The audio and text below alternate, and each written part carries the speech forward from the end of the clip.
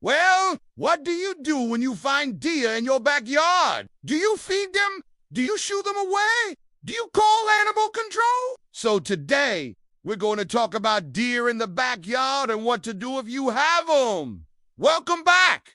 I'm here. Thank you so much for joining me today. It is always a pleasure to be here with you and share my knowledge of growing fabulous hydrangeas and other plants as well, and also answer your questions. So today's question: what do you do when you find deer in your backyard? Have you ever had that problem? I know I have. I've had deer in my backyard many times. They can do a lot of damage in just a few minutes, munching on your plants, eating your flowers, and it can really be quite devastating. Now, first of all, let's talk about why they're there.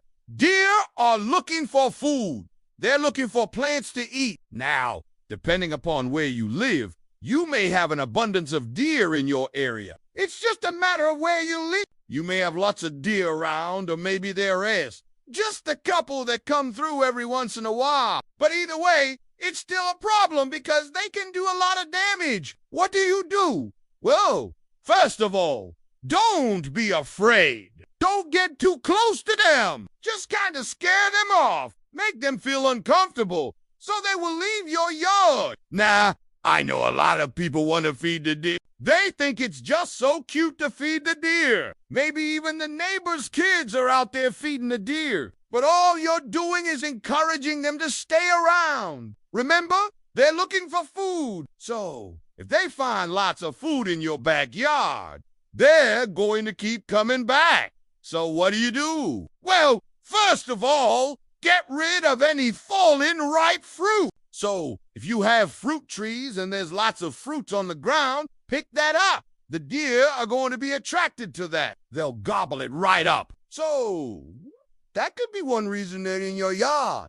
So, get rid of that. Also, any fallen fruit from bushes. Maybe you have a bush that's dropping fruit. Pick that fruit up. Don't let the deer eat it. Another thing you can do is consider putting up a fence. A fence is probably the best solution. Now, the deer need to be excluded before they get into your yard. If you already have deer in your yard, it may not help at that point. But if you put the fence up in the spring, before the deer start looking for food, then it will help because they won't get in your yard at all. Some people have had luck with motion sensor lights. So if you have motion sensor lights that turn on and kind of startle them, they may not like that. Some people have sprinklers that come on and startle them. I haven't heard too many people having luck with that, but it may be worth a try. There are ultrasonic devices that you can buy. I've never tried these,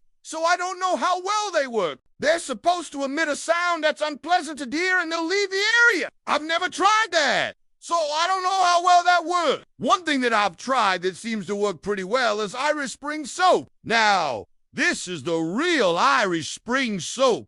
It's not the liquid. You want to get the actual bar of soap, and you're going to take that soap and you're going to cut it up into small bits, and you're going to take those little bits of soap and stuff them in some old pantyhose and tie them off. Then you're going to take those little bags of soap and hang them in trees in your yard. The deer do not like the smell of Irish Spring soap, and they will leave the area. Now, you have to restuff those pantyhose every few days, especially after it rains. But it does seem to discourage the deer and get them out of your yard. If you have any other ideas, I would love to hear them. Please put them in the comments below. Also, if you enjoyed this video, please give me a thumbs up. Sign up for the weekly newsletter and I will send you the information about the deer-resistant plants. And also, please join me next week as we talk about summer pruning. What are you doing in the heat of the summer when you're pruning your plants? Is it harmful? We'll talk about that and more. So, join me next time.